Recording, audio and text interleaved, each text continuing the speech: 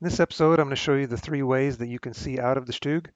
There's a camera in the commander's cupola, which can rotate 360 degrees.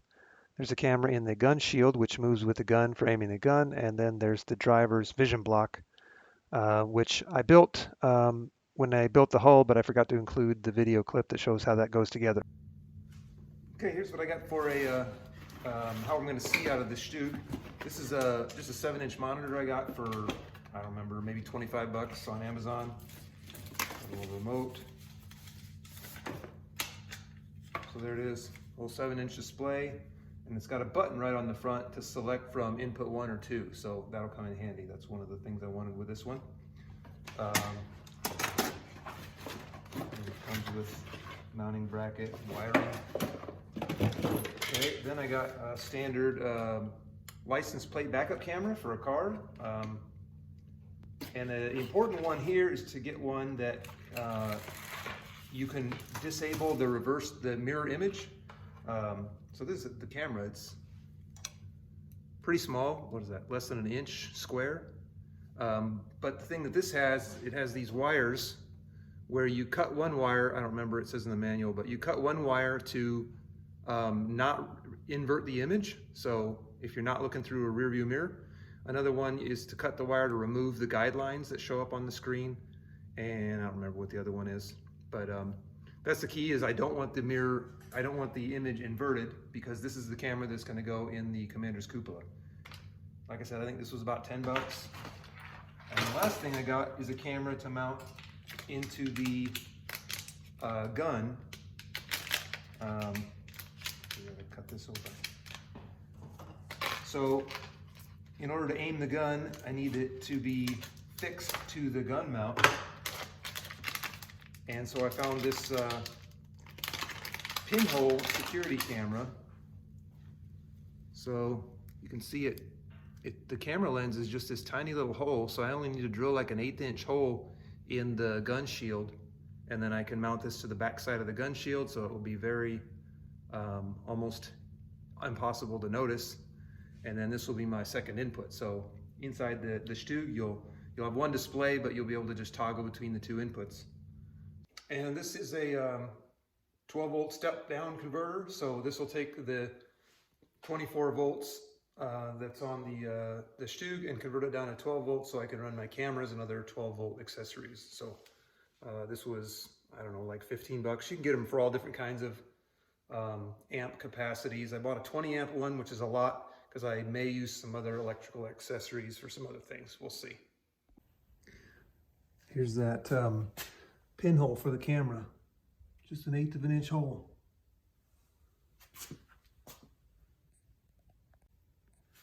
And here's the camera for the cupola. Just, I guess, under the compression in there, there's nothing really holding it, but that'll do it for now. Okay, there's my 12 volt converter, and I added a switch because this thing has a lot of vampire power, so I wanted to be able to switch it off when we're not using it so it doesn't drain the batteries. So there's the converter, and then there's a switch. So here's where I mounted my switch. So now I got power, and there's my monitor. And there's two cameras, so here's a select button at the top. That's the camera in the cupola, which is pointing down on the back of the engine deck because the roof's open, and there's the gun camera.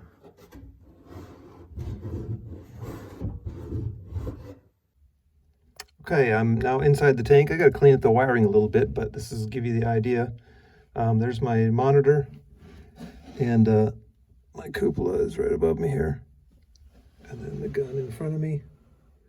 And so that's I'm using the cupola camera right now. So if I rotate the cupola and look to my right, all the way around behind me, there's my workbench. So I just rotate the cupola and put a handle on there so it's easier. And then to switch to the gun, there's a input select button here.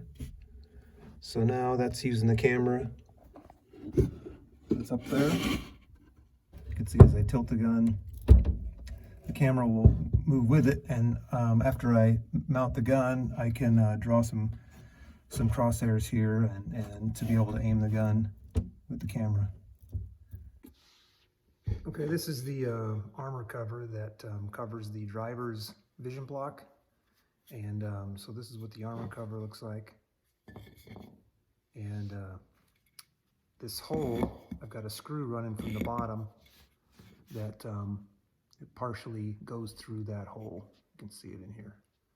And the reason for that is this is the hinge pin that's going to go in here, and I ground a flat on the end of that hinge pin to catch that screw, so that that engages that flat, and now you can use this as a handle to open and close the armor cover from inside. And this is a piece that mounts onto the front of the hull, and so this goes in here. And the hinge pins go through. There we go. Until that screw engages the flat, and then I got a screw here that just holds the pin in. This doesn't keep it the angle, it just holds the pin from coming out. There's that side. Put the pin in the other side. This is the first time I'm putting it together, so I hope it works. There we go.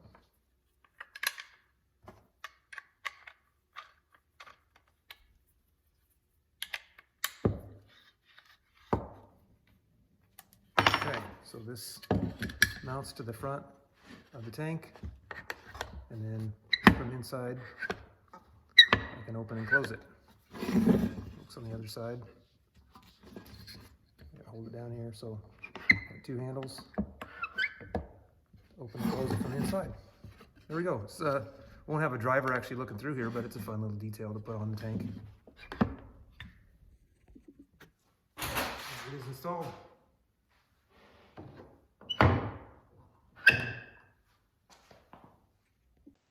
Okay, that's it for this episode. The next episode, I'll be showing you how I make the gun. I've got started on that, so it's going to be ready pretty soon here.